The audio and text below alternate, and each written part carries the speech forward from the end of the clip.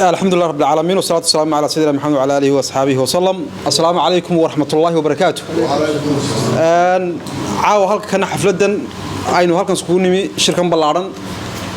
oo ujeedadiisu tahay in ku soo dhaweeyno oo ku sii sagootino xildhibaan jaamac abokor dube oo ah xildhibaan baarlamaanka Soomaaliland kamida xildhibaanada cusub ee ka soo baxay waxa weeyaan wakiilo u tihiin oo gobol wal oo waxa weeyaan wadankeena kamida waxa weeyaan jooga dad aan dab loo shidin marka hadii waxa weeyaan xildhibaanadu ay ka fikiraan tooda iyo waxa weeyaan qarqarash badan ba ka baxay meeshii maxaa kaaga soo noqday sanad baad imka joogtaay waxa weeyaan guul maynu gaarayno koran inta kadib jaamac odaygeenu halka markuu joogay xaqana odaygu inoo tagay buu noqonayaa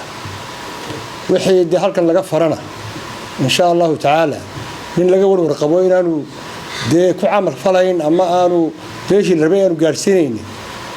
de uga baqaymayno aniga oo ku hadlaya magaca jaaliyada Soomaaliland ee bariga London caawa halkan waxaynu u joognaa ku sagootineynaa ku soo dhaweyneynaa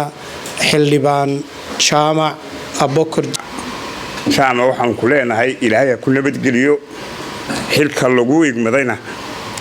Ilaahay ku waasturo waxaynu halkan ku sii sagootiyeynaa xildhibaan jaamac aynu ku wada dheregsanahay runtii oo halyeeyay xaafadan ama odayaashii xaafadan runtii wax badan ka qaban jiray wixii uu halka qaban jiray iyo mas'uuliyadii hayay iyo kartidii iyo aqoontii uu la tagay halkaana ka diinka iyo cibaadada iyo cisaa ee halkan fadhiyay ibn xalaalka waan salaamaya inta shirka qabatay iyo xildhibaanka loo qabtay intaba waan salaamaya kalsoonidaadu waa haystaa waa shirman tahay taas waa taa waxaanu raacinaynaa in Ilaahay jidka ku sahlo oo ku caafimaad ku siiyo inta shaqada hayso caafimaad Allah ku siiyo iyo maxamuud oo fadhigan inoo sameeyay iyo restaurantka sidoo kale xildhibaanka oo isaguna inaga soo qayb galay maamuuska iyo fadhiga runtii de waa la yiri kalimaadkii la oran lahaa jaamac waa nin odaya oo xaafadda oday ka ahaa oo wax weyn u qaban jiray iminkana meel kale looga sii baahi badan yahay buu tagay aniga de farxad gaar ah oo saaxiibkay jaamac ayaa de xildhibaana marka aad baan faraxsanahay waan ka farxad badna waxaan ku jira dadka wax ururiya marka waxaan ogahay jaamac inuu qalbi wanaagsan leeyahay deeqna leeyahay oo naxariis leeyahay doorto qof kasto soo baxay Ilaahay baa xagga Rabbi baa laga doortaa runtii aad iyo aad buu munaasib ugu haayo wax qabadkiisii hore inoogeyn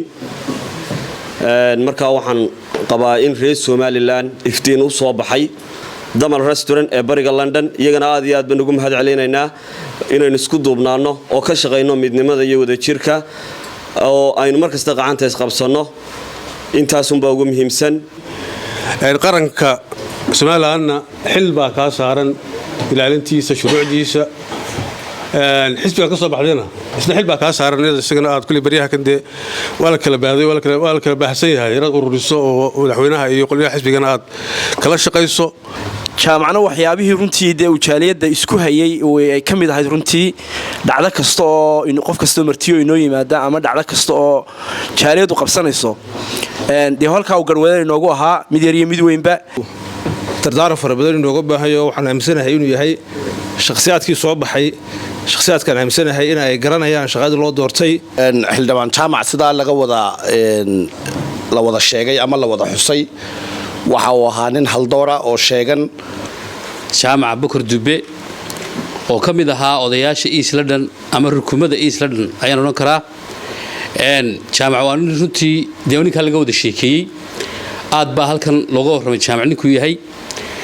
waxaan qabaa inuu yahay ragga runtii shaqada ay doonteen ku haboon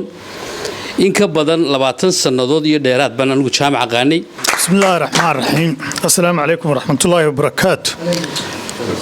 dhammaantiin waan idin salaamayaa mudanka halkan isugu yimi waa saaxiibadaydii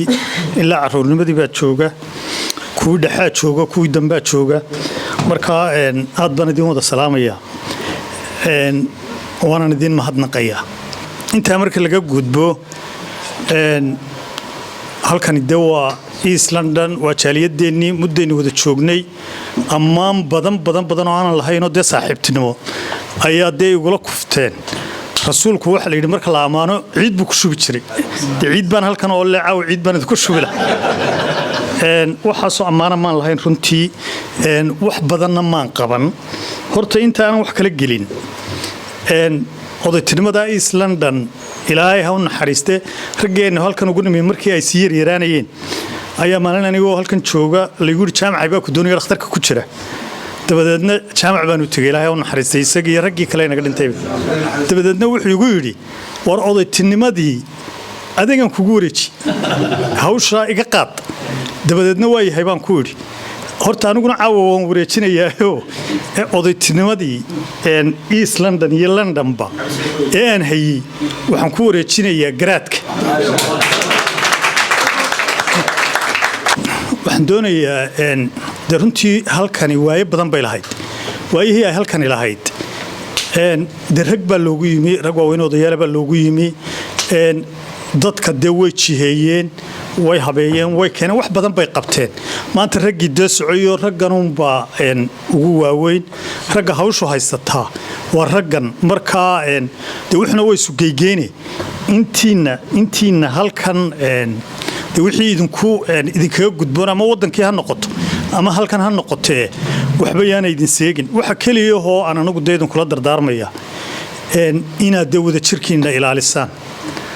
wada jirkuunbaa de wax lagu qabanaya waa ogtihiin imika East London de masaajidka wuu dhismayaa oo idin dhismayaa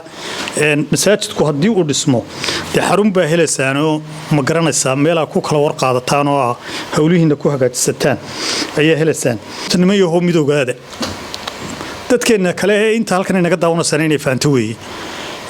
war wadankeena wax soo saarkiisa iyo dhaqaalihiisa uu yaryahay ilaa inta wadanka dhaqaale la helayo wax qabadku badan maayo waana jiilaalo cambu ya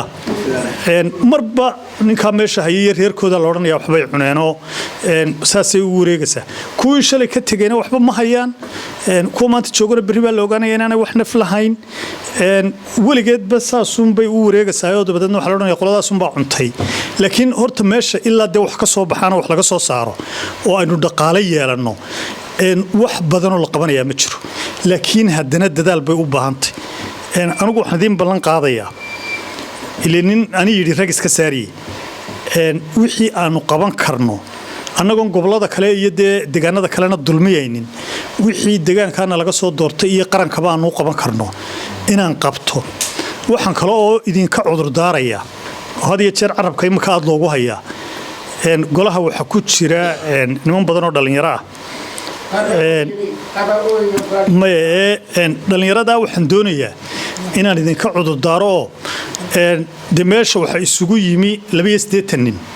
oo nin waliba shaqo gooniyo yaqaanay nin waliba si gaara u noolaa nin waliba deegaan gaara ka yimi marka waqti bay u yara baahan yihiin inay isla jaan qaadaan oo shaqada bartaan oo ma garanaysaa ay de kala baxaan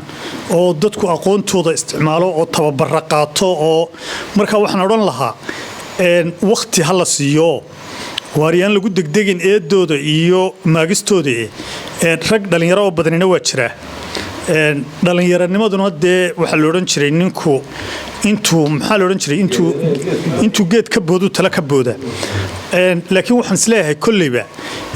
way iska degayaanoo de way isla jaan qaadi doonaane iyaga laftooda waxba yaynaan dhaliishooda aada ugu degdegin berigii